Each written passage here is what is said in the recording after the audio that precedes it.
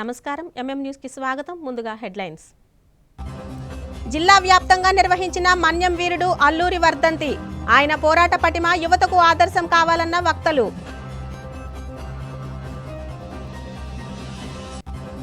సింహాచలం బాధితులకు అండగా నిలిచిన వైఎస్ఆర్సీపీ బాధితుల ఒక్కో కుటుంబానికి 2 లక్షల ఆర్థిక సహాయాన్ని అందించిన నాయకులు మన్యం జిల్లాలో ఆదివాసీలు నిర్వహించిన ఆత్మ గౌరవ ర్యాలీ గిరిజన చట్టాలను పటిష్టంగా అమలు చేయాలని డిమాండ్ సమరయోధుడు అల్లూరి సీతారామరాజు వర్ధంతి సందర్భంగా విజయనగరం జిల్లా కలెక్టర్ కార్యాలయంలోని ఇన్ఛార్జి కలెక్టర్ సేతు మాధవన్ ఘన నివాళులు అర్పించారు.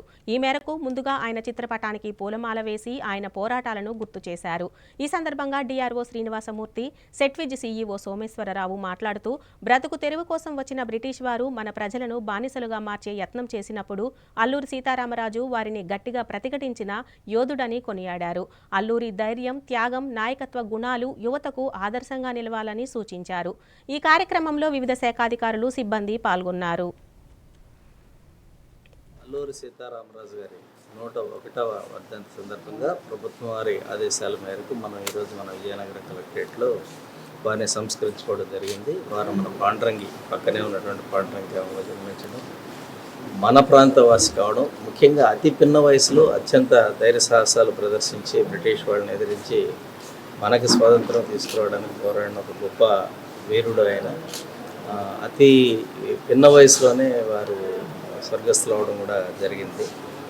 మరి ఈ ప్రాంతంలో మొత్తము అంటే దేశం గర్వించదగ్గ ఒక వ్యక్తి ఈ ప్రాంతవాసి కావడం కూడా మనకి గర్వకారణం. కలెక్టరేట్ ఆవరణలో ఆడిటోరియంలో మన్యం నాయకుడు అయినటువంటి మన అల్లూరి సీతారామరాజు గారి 101వ వర్ధంతి కార్యక్రమానికి ఈవేళ నిర్వహించుకోవడం జరుగుతుంది. ప్రభుత్వ ఆదేశాల మేరకు మనం ఇక్కడ నిర్వహించుకోవడం జరుగుతుంది. ఈయన చిన్నతనం నుండే ధైర్య సాహసాలు చేయడం వల్ల ధైర్య సాహసాలు ప్రదర్శించేవారు. ఈయన గిరిజనుల తాలూకా బాధలు చూసి వారి మీద పన్నులు విధించడం, అవన్నీ వాటి ద్వారా ఈయనలో ఒక చైతన్యం వచ్చి ఒక విప్లవ నాయకుడిగా మారి కొంతమంది ఒక 300 మందిని ఒక ట్రైనింగ్ ఇచ్చి వాళ్ళందరికీ శిక్షణ ఇచ్చి గొరిల్లా యుద్ధం బ్రిటిష్ ప్రభుత్వంపై ఒక చేయడం మొదలుపెట్టాడు. దాన్నే రంప విప్లవం అంటారు. ఈ రంప విప్లవం ద్వారా అనేక పోలీస్ స్టేషన్లపై కూడా దాడి చేసి అక్కడ ఆయుధాలని సంపాదించి తన వారికి ఇచ్చి యుద్ధాన్ని చేయడం అనేది జరిగింది. ఎంత చిన్న శక్తి ఉన్నా సరే ఒక వ్యూహం ప్రకారం వెళ్తే దేన్నైనా సాధించవచ్చు. ఇది ఇప్పుడు యువత ముఖ్యంగా గ్రహించవలసింది. చిన్న వయసులో ఒక వ్యూహంతో ఏ కార్యక్రమాన్నైనా మొదలు పెడితే సాధించవచ్చు. అలాగే ఈయన దగ్గర ఉండే సైన్యం తక్కువ, ఆ వ్యూహం వల్లే అంత బ్రిటిష్ సామ్రాజ్యాన్ని కూడా ఈయన గడగడలాడించగలిగాడు. కాబట్టి ఇప్పుడు యువతని దాన్ని స్ఫూర్తిగా తీసుకొని ముందుకెళ్లాలని కోరుతాం. ఉత్తరాంధ్రుల ఆరాధ్య దైవం బొబ్బిలి ప్రాంతవాసుల ఇలవేల్పు దాడితల్లి జాతరలో భాగంగా సిరిమానోత్సవాన్ని వైభవంగా నిర్వహించారు. ఈ సందర్భంగా జిల్లా వ్యాప్తంగా భక్తులు అధిక సంఖ్యలో తరలివచ్చి అమ్మవారికి మొక్కులు చెల్లించుకున్నారు. విజయనగరం జిల్లాలోని బొబ్బిలి ప్రాంతంలో వేంచేసి ఉన్న శ్రీ దాడితల్లి సిరిమానోత్సవం అంబరాన్ని తాకింది. గొల్లపల్లి గ్రామదేవత పండుగ సందర్భంగా మంగళవారం సిరిమానోత్సవం నిర్వహించారు. సాయంత్రం 4:30 గంటలకు ఆరంభం కావాల్సి ఉన్నప్పటికీ సాంకేతిక కారణాలతో 3 గంటలు ఆలస్యంగా ప్రారంభమైన సిరిమానుని పూజారి బత్తిన కృష్ణ అధిరోహించగా దాడితల్లి ఆలయం వద్ద మొదలైన పర్యటన ఓంకార్ టాకీస్ మార్కెట్ 4 రోడ్ల జంక్షన్ మీదుగా నిర్వహించి తిరిగి గొల్లపల్లి చేరుకుంది. సిరిమానోత్సవంలో ఎటువంటి అవాంఛనీయ సంఘటనలు జరగకుండా డీఎస్పీ భవ్యరెడ్డి, పట్టణ సీఐ కె సతీష్ కుమార్ ఆధ్వర్యంలో పోలీసులు బందోబస్తు నిర్వహించారు. మరోవైపు దాడితల్లి సిరిమానోత్సవం సందర్భంగా ఏర్పాటు చేసిన బల్ల వేషాలు ఆద్యంతం ఆకట్టుకున్నాయి. సిరిమానోత్సవం ముందు వినాయకుడు, దుర్గాదేవి, కాళీమాత, గజలక్ష్మి, అయోధ్య రాముడు తదితర దేవుళ్ల వేషధారణలో కళాకారులు ఆకట్టుకున్నారు. బల్ల వేషాలను తిలకించేందుకు భక్తులు ఆసక్తి చూపారు. ఈ కార్యక్రమంలో మాజీ మంత్రి సుజయకృష్ణ రంగారావు, ఎమ్మెల్యే బేబీనాయన, బుడా అధ్యక్షుడు తెంటు లక్ష్మణాయుడు, మాజీ ఎమ్మెల్యే సంబంగి, చిన్నశ్రీను సోల్జర్స్ అధ్యక్షురాలు మజ్జి సిరిసహస్ర, పలువురు న్యాయమూర్తులు, ప్రముఖులు, ప్రజలు పాల్గొన్నారు. విజయనగరం పట్టణంలో ఎమ్మెల్యే అతిథి విజయలక్ష్మి గజపతిరాజు గోషా ఆసుపత్రిని సందర్శించారు. ఈ మేరకు ఆసుపత్రిలో ఉన్న సమస్యలను తెలుసుకొని వాటి పరిష్కారానికి కృషి చేస్తామని హామీ ఇచ్చారు.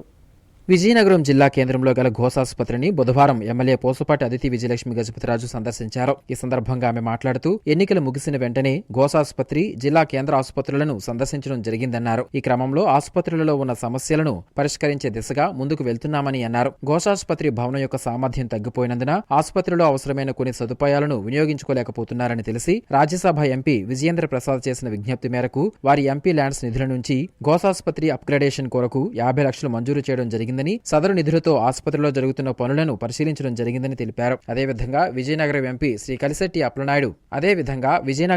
కలిశెట్టి అప్పలనాయుడు ఆసుపత్రిలో లిఫ్ట్ ఏర్పాటు చేయడానికి వారి యొక్క ఎంపీ ల్యాండ్స్ నిధుల నుంచి 26.5 లక్షల నిధులను మంజూరు చేశారని తెలిపారు. ఈ కార్యక్రమంలో టీడీపీ నాయకులు, వైద్యులు, కార్యకర్తలు పాల్గొన్నారు.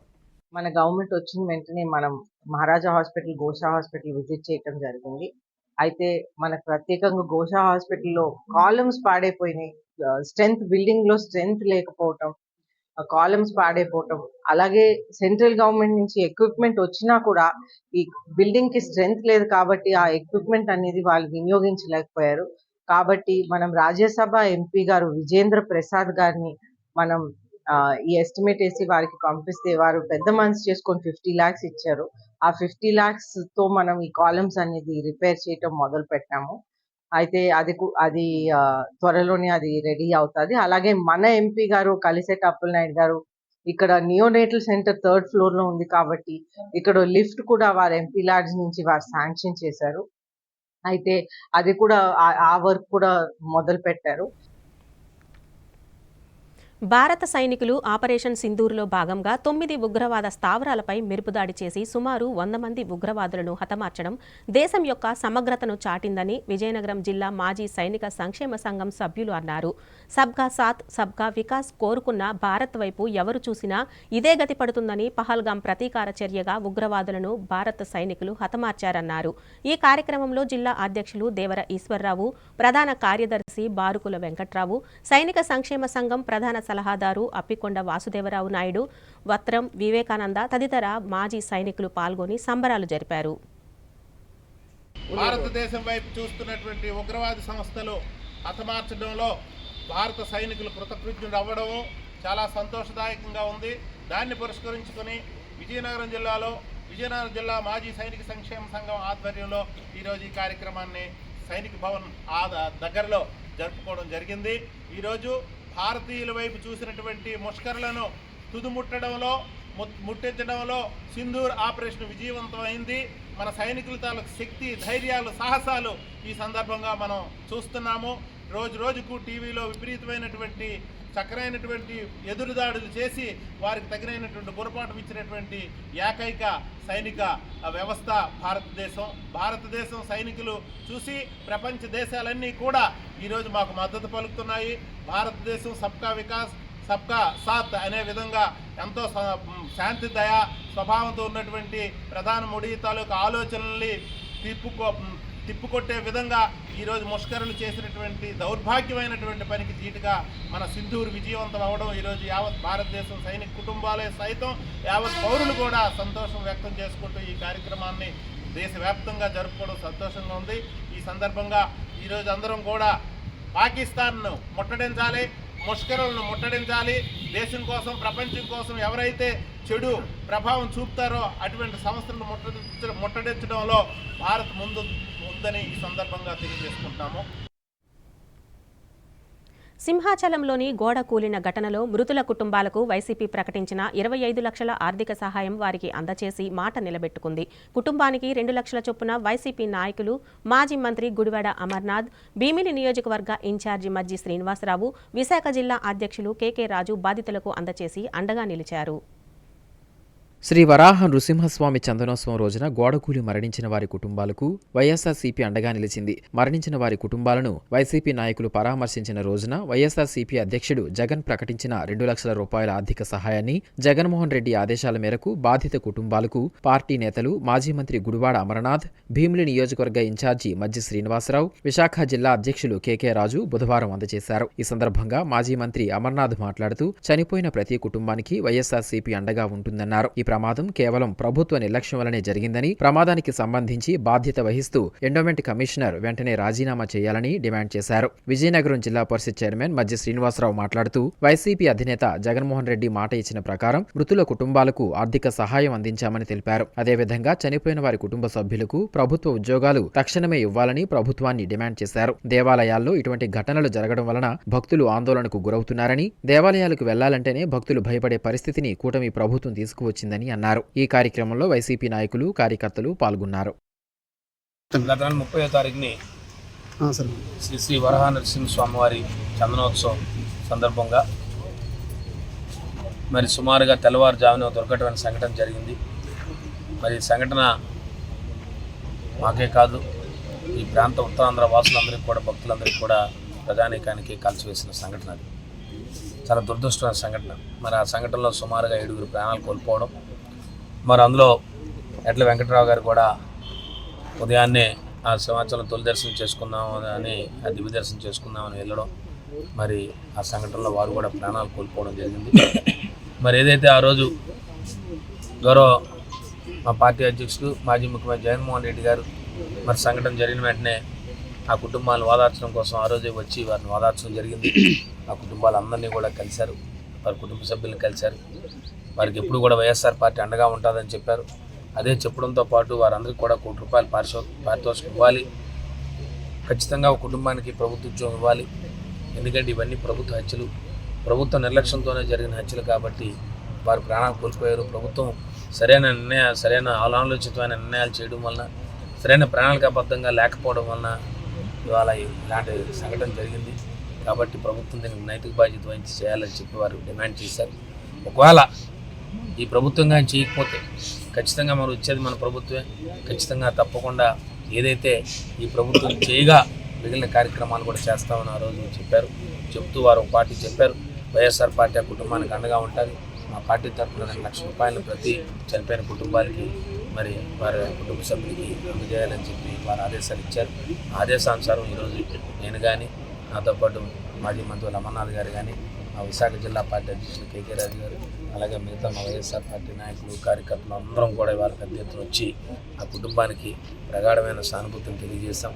అలాగే చనిపోయిన ఎడ్ల వెంకటరావు గారు ఎక్కడున్నా కూడా వారి ఆత్మక శాంతి కలగాలని చెప్పి ఆ భగవంతుని స్మరించుకుంటూ, అలాగే వారి కుటుంబ సభ్యులను ఎక్కడున్నా ఆయన ఆ కుటుంబ సభ్యులను చల్లగా చూడాలని చెప్పి మరి వారిని కోరుకుంటూ, మరి ఇలాగా ఇప్పుడు కూడా ఈరోజు ఏదైతే ఉందో వారు చెప్పిన ₹2 లక్షల ఆర్థిక సహాయాన్ని వారికి అందించి వారి సతీమణికి అందించాం. మరి తప్పకుండా వారికి చెప్పాం, వారి సతీమణికి వైఎస్ఆర్ పార్టీ ఇప్పుడు కూడా మీకు అండగా ఉంటుందని తప్పకుండా చెప్పాం. ఇవాళ ఈ ప్రభుత్వాన్ని డిమాండ్ చేస్తూ ఉన్నాం. ఏదైతే ఆ కుటుంబ సభ్యుల తాలూకా డిమాండ్ మేరకు ఏదైతే ₹1 కోటి పారితోషికం ఎక్స్గ్రేషియో ఉందో మీరు ఇప్పటికే 25 లక్షలు ఇచ్చారు, రిమైనింగ్ 75 లక్షలు కూడా మీరు ఇవ్వాలని, అలాగే ఆ కుటుంబ సభ్యులు ఒక్కొక్కరికి ఎవరికైనా వారి కుటుంబ సభ్యులు ఎవరికైనా తప్పకుండా ఒక ప్రభుత్వ ఉద్యోగాన్ని కల్పించి ఆ కుటుంబాన్ని ఆదుకోవాలని చెప్పి ఈ ప్రభుత్వం డిమాండ్ చేస్తుంది. విజయనగరంలోని సంతపేట వద్ద వేంచేసి ఉన్న శ్రీ వాసవి కన్యకా పరమేశ్వరి అమ్మవారి జయంతి వేడుకలు వైభవంగా జరుగుతున్నాయి. ఈ సందర్భంగా దేవాలయం అధ్యక్షులు నారాయణం శ్రీనివాస్ కుటుంబ సభ్యులతో పాటు 108 దంపతులచే 108 పవిత్ర జలాల కలశాలతో వివిధ పూజలు నిర్వహించారు. బుధవారం వైశాఖ మాస శుక్లపక్ష దశమి పర్వదినాన్ని పురస్కరించుకొని అమ్మవారిని బంగారు చీరలో వజ్ర కిరీటంతో దేదీప్యమానంగా అలంకరించి భక్తులకు దర్శనం కల్పించారు. ఈ సందర్భంగా దేవస్థానం చైర్మన్ నారాయణం శ్రీనివాస్ మాట్లాడుతూ శ్రీ వాసవి కన్యకా పరమేశ్వరి అమ్మవారి జయంతి సందర్భంగా భక్తులకు ఎటువంటి ఇబ్బందులు కలగకుండా మజ్జిగ, మంచినీరు, అన్న వితరణ వంటి పలు కార్యక్రమాలు చేస్తున్నామని తెలిపారు. ఈ కార్యక్రమంలో అధిక సంఖ్యలో భక్తులు పాల్గొన్నారు.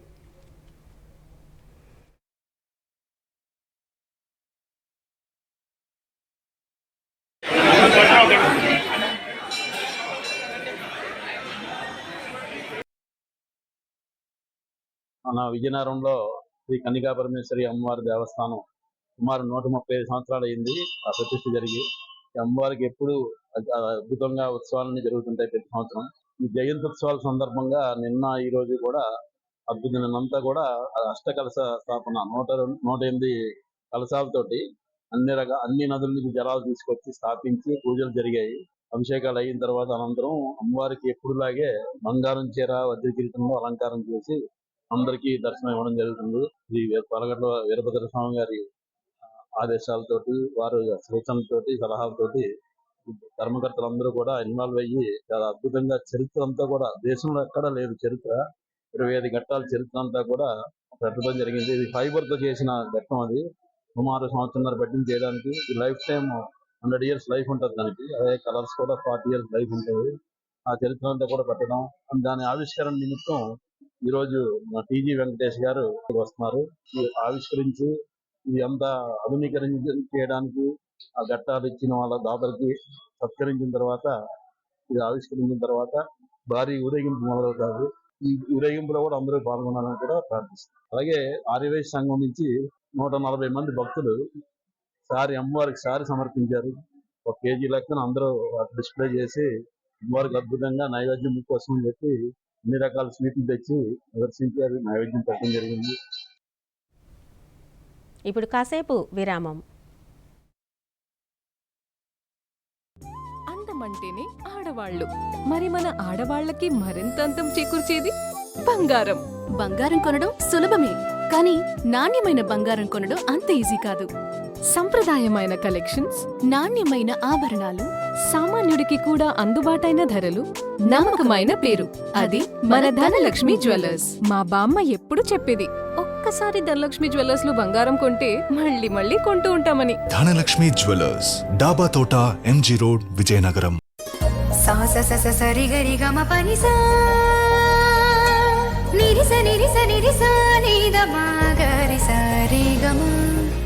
అమ్మాయికి తన సొగసే ఆనందం, మన మనసే దోచేనే తన అందం, అందానికి ప్రతిరూపం ఆభరణం,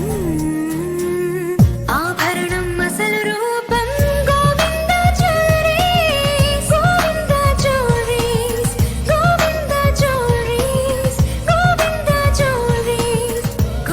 సాంప్రదాయ స్వర్ణాభరణాలకు పుట్టినిల్లు మా గోవింద జ్యువెలరీస్.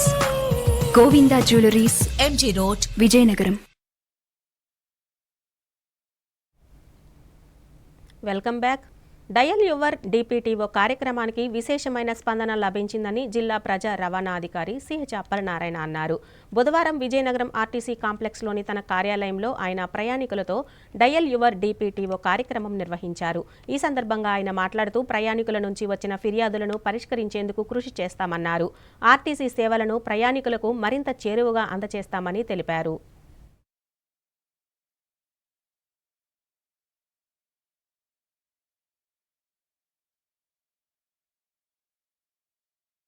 డైలర్ డిపిటిఓ 11 గంటల నుంచి 12 గంటల వరకు ఈనాడు సౌజన్యంతో ఏర్పాటు చేయడం జరిగింది. దీన్ని మెయిన్ ఏంటంటే మన జిల్లాలో బస్సులు యొక్క ఆపరేషన్ గురించి, వాళ్ళకి బస్సుల రిక్వైర్మెంట్ గురించి నియర్లీ 20 మంది ప్రయాణికులకి మేము సమాధానం చెప్పడం జరిగింది. అలా కాకుండా ఇంకా ఒక 10 మంది కాల్స్ కూడా వెయిటింగ్ కాల్స్లో రావడం జరిగింది. సో దీనికి విశేష స్పందన రావడం జరిగింది. మెయిన్ ఏంటంటే కొన్ని బస్సులు మన డ్రైవర్ కండక్టర్లు బస్సులు ఆపట్లేదనేసి కొన్ని ఏరియాల్లో, ఇప్పుడు మన విజయనగరం నుంచి సుంకరమెట్ట, మల్లిచార్ల దగ్గర రిక్వెస్ట్ పెట్టమని ఒక 3, అలాగే తెర్లావ నుంచి వైజాగ్ వెళ్ళే బస్సు రద్దు చేశారని ఒక 4, అలాగే తెర్లావ నుంచి మండల హెడ్ క్వార్టర్స్ విజయనగరం జిల్లా హెడ్ క్వార్టర్స్కి బస్సు కావాలని ఇలాగా ఎక్కువ రావడం జరిగింది. అలాగే ఎస్కాట్ డిపో నుంచి కూడా, ఎస్కాట్ డిపో నుంచి వైజాగ్ వెళ్ళే బస్సుల్లో కొన్ని ఇబ్బందులు ఉన్నాయనేసి ఇవి ప్రధానంగా ఈరోజు వచ్చిన స్పందనలు. సో దీంట్లో మేము తీసుకోవాల్సిన చర్యలు ఏదైతే తెర్లావ నుంచి వైజాగ్ బస్సు అన్నారు, వాళ్ళకి తెర్లావ నుంచి వైజాగ్ కాబట్టి తెర్లావ నుంచి విజయనగరంకి బస్సు ఏర్పాటు చేయడానికి జూన్ తర్వాత చర్యలు తీసుకుంటాం. అలాగే ఇక్కడ సుంకరమెట్ట దగ్గర బస్ స్టాప్ కావాలనేసి చాలామంది మెసేజ్లు పెట్టారు, ఫోన్ కూడా చేయడం జరిగింది. అది మనకి యాక్సిడెంట్ ప్రోన్ ఏరియా, మనం పోలీసు వారు అది యాక్సిడెంట్ ప్రోన్ ఏరియా కింద డిక్లేర్ చేయడం జరిగింది, మీకు తెలుసు. సో అక్కడ ఒకసారి మేము పరిశీలించి మనం బస్సు రిక్వెస్ట్ స్టాప్ ఇచ్చి ప్రజలకు ఎటువంటి ఇబ్బంది లేకుండా పరిశీలించి రిక్వెస్ట్ స్టాప్ ఏర్పాటు చేయడం జరుగుతుంది. ఒక బొండపల్లి మండలంలో 2 వినతులు రావడం జరిగింది. చెయ్యెత్తిన చోట బస్సులు ఆపడం అనేది మన టౌన్లో కాకుండా గ్రామీణ ప్రాంతంలో అమలు చేసేటట్టు సిబ్బంది అందరికీ సూచనలు చేయడం జరుగుతుంది. విజయనగరం కలెక్టర్ కార్యాలయం వద్ద వేతన భద్రత కోసం ఆరోగ్య శాఖలో పనిచేస్తున్న సిహెచ్ఓల నిరవధిక సమ్మె 10వ రోజుకు చేరుకుంది. ఈ సందర్భంగా వారు మాట్లాడుతూ గత 2 సంవత్సరాలుగా జీతభత్యాల విషయంలో ఎన్నో సమస్యలను ఎదుర్కొంటున్నామని ఆవేదన వ్యక్తం చేశారు. సిహెచ్ఓల వ్యవస్థ మొదలైనప్పటి నుంచి ఎటువంటి ఇంక్రిమెంట్స్, పీఎఫ్ సదుపాయం లేకుండా ప్రజలకు సేవలు చేస్తున్నామన్నారు. ఇప్పటికైనా తమ సమస్యలు పరిష్కరించడానికి ప్రభుత్వం ముందుకు రావాలని కోరారు.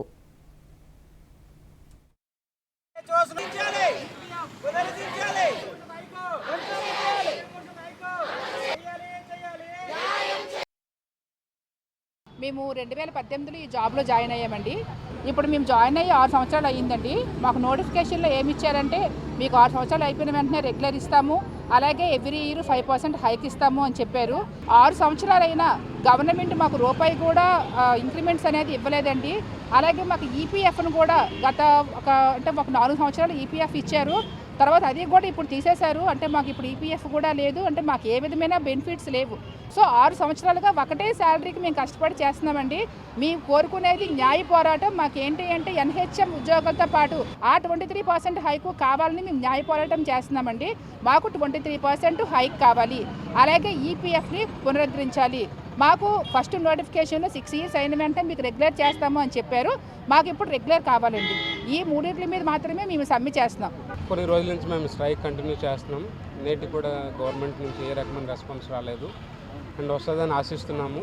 అండ్ మేము అడిగేవేవి కూడా జరిగే ప్రాసెస్ అడుగుతున్నాము. లైక్ ఎవరైతే 6 సంవత్సరాలు కంప్లీట్ చేసుకున్నారో ఆ సిహెచ్ఓలు మాత్రమే according to Ayushman Bharat guidelines ప్రకారం రెగ్యులర్ చేయమని అడుగుతున్నాము. అండ్ సెకండ్ వన్ ఏంటంటే ఈపీఎఫ్ పునరుద్ధరించాలని అడుగుతున్నాము. సో ఈ మా యొక్క డిమాండ్స్ అన్నీ కూడా న్యాయమైనవని ప్రభుత్వం గుర్తించి వెంటనే మా యొక్క ఈ డిమాండ్స్ అన్ని సక్సెస్ చేస్తుందని ఆశిస్తున్నామండి. జీవో నెంబర్ 77ను రద్దు చేయాలని డిమాండ్ చేస్తూ అఖిల భారతీయ విద్యార్థి పరిషత్ విజయనగరం జిల్లాలోని ఐసెట్ పరీక్షా కేంద్రం సీతం కళాశాల వద్ద ధర్నా నిర్వహించారు. ఈ సందర్భంగా మంత్రి నారా లోకేష్ యువగలంలో ఇచ్చిన హామీ మేరకు పేద విద్యార్థుల పాలిట శాపంగా మారిన జీవో 77ను రద్దు చేయాలని నినాదాలు చేశారు. విద్యార్థుల భవిష్యత్తును దృష్టిలో ఉంచుకొని ప్రభుత్వం ఇప్పటికైనా జీవోను రద్దు చేయాలని కోరారు. ఈ కార్యక్రమంలో ఏబీవీపీ విజయనగరం జిల్లా కన్వీనర్లు, సభ్యులు పాల్గొన్నారు.